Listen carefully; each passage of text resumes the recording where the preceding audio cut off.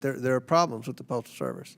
The performance is a problem, but the massive losses are a problem as well. The Postal Service was designed to be self-sufficient, and it is not self-sufficient by a long shot. So my first question, Mr.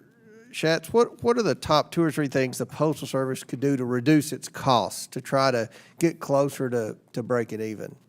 Well, it has to match its labor costs with its revenues. The labor costs are 80% of labor. Is 80% of costs, and when the postmaster moved 195,000 part-time jobs to full-time, that was clearly not helpful. Yeah, no, I agree with that, and I was real disappointed when that happened. That wasn't a part of the postal reform business model that I strongly supported and this committee led. So that was a huge disappointment. You heard it directly from the horse's mouth, folks. Republicans like Jim Comer here have completely dropped any semblance of even pretending that they care about the thankless work that U.S. Postal Service employees, and by extension, all other government employees, I suppose, do on a daily basis. By a long shot. I guess getting bit by dogs isn't enough to punish these people. And these 2 cats are just getting started. With the rise of digital media, the Postal Service now handles half the mail volume it did 20 years ago, but it has significantly more employees. In fact, 40,000 more postal employees, and as Mr. Schatz said, the labor is your biggest expense in just about any government agency. So it's particularly concerning to me because 80% of the Postal Service costs are labor. How can public-private partnerships help deal with this high labor cost? Much of what the Postal Service does in the middle mile, transportation, sortation, and logistical distribution of mail or packages, can easily be replicated outside of the Postal Service and could be done much more efficiently and much more effectively. Now, you mentioned the fact that we have a mismatch between the size of the labor force and what's happened with volume over time. You know, the Postal Service unfortunately does have a lot of opportunities for attrition. I think no one wants to see any layoffs. We certainly don't.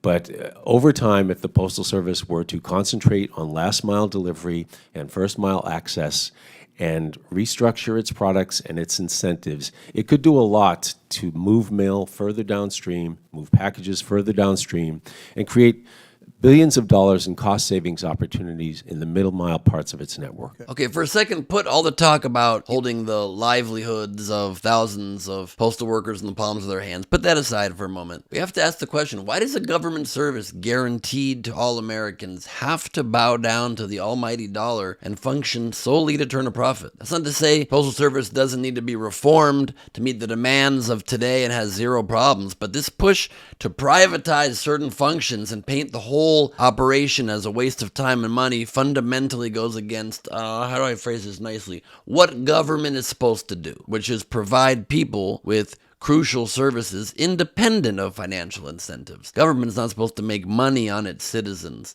It's supposed to do stuff because we pay them taxes to then create services that we need and make it so that society functions. If that matters at all anymore, does it? Not so sure. This subcommittee is serious about trying to save the Postal Service, but it's going to have to be more efficient.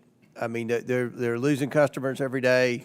I'm not blaming the postal employees. I'm not blaming the Postmaster General. But at the end of the day, it's broken, and we have to fix it because the Congress is not going to continue to funnel money in there. And this is one of the very few bipartisan issues in Congress. We want to support the Postal Service. So don't buy what Comer and these Republicans are telling you. The public-private partnerships being proposed, they might sound good, but they will only exacerbate the problems we're already experiencing because all the private sector is concerned about is profit. Profit's great for private companies, but they're not always concerned with providing the best product or service possible. They just want to make sure they're maximizing their dollars, and that creates a problem when you need a service that applies evenly and fairly to everybody across the entire land. Florida progressive Maxwell Frost knows that very well. Just a quick question. Who are the top clients of the U.S. Postal Service? The Post Service has customers across all spectrums, from individuals to small businesses, large businesses.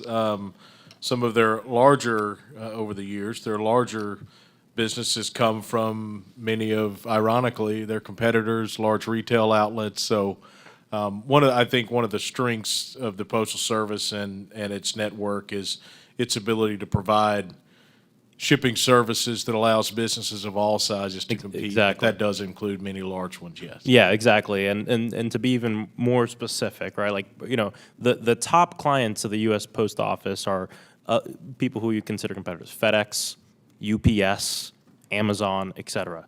A lot of these private shipping companies want to reap the profits of that mail without having to worry about the duty to serve all Americans like the post office does.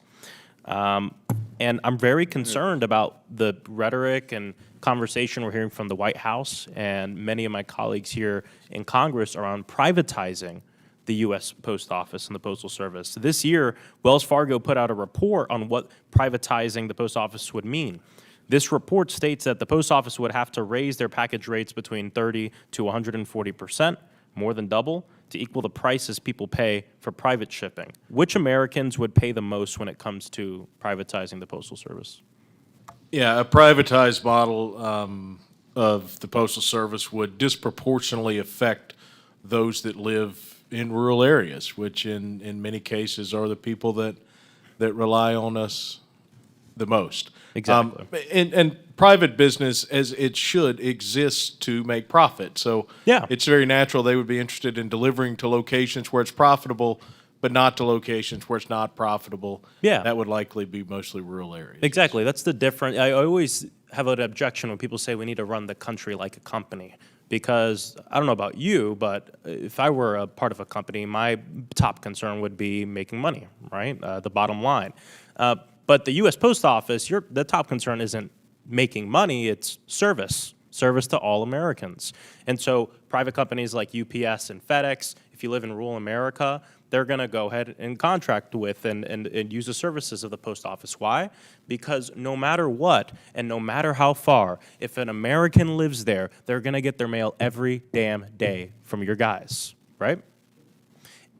And that's the difference between a private company and service. And I'm not trying to demonize all companies or anything like that, but I have to spell it out this way because I think most people don't fully understand. Of course, there's issues with the post office that we want to fix. There's probably no one in this room that knows that more than you and the members you represent that are out there on a day-to-day delivering the packages. But the solution to this isn't to turn it into a company where it's more of a profit motive than a service motive. And like you said, it'll impact our people in rural communities the most. It's just amazing, and they're very lucky in this instance that talk about postal things is very boring. I'm bored talking about it, and their constituents probably won't be watching this hearing, and they probably will not have any clue at the hypocrisy, the absurdity, the double standards of their elected leaders, their representatives in Congress calling for privatizing the Postal Service, while many of their own voter base will suffer the most, since rural voters tend to lean towards voting Republican over Democrat. And when these cuts get made, and if the Postal Service gets privatized or has some sort of partnership and needs to turn a profit, what they will do is cut off delivery to rural areas. And it's not just letters from grandma or your pen pal in France, if that's still a thing people do. It's medicine. It's things people need, to survive. One of the things government used to care about. We're not going to give people universal health care, at least let them have their own medicines mailed to themselves, but maybe not. Maybe we don't have time for that anymore in this country. The post office delivers 1.2 billion medical prescriptions a year. This includes 80% of all VA outpatient prescriptions, and every day about 330,000 U.S. veterans receive a box of medication from the Postal Service. For seniors, people with disabilities, people too ill to get their medication physically, the Postal Service is a medical lifeline. Dr. Patel, my last question. What could privatizing the post office mean for the cost and access to medication for people unable to regularly make the trip to and from the pharmacy, especially our nation's veterans? Yeah, I think you highlighted maybe one of my biggest concerns, which is that in rural America, there are folks that rely on the Postal Service to deliver critical goods like medicine.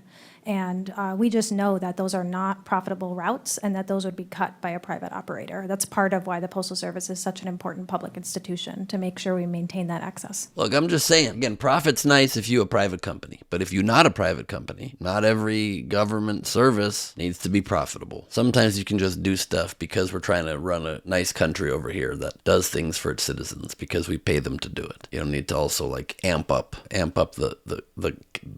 the cash flow in all instances. But you do you. I'm Ben Gleib for Rebel HQ. You can subscribe to my podcast, The Wrong Side of History, where I debate a Republican Trump supporter every week on the issues dividing the country. And follow me at Ben Gleib on Instagram. Thank you.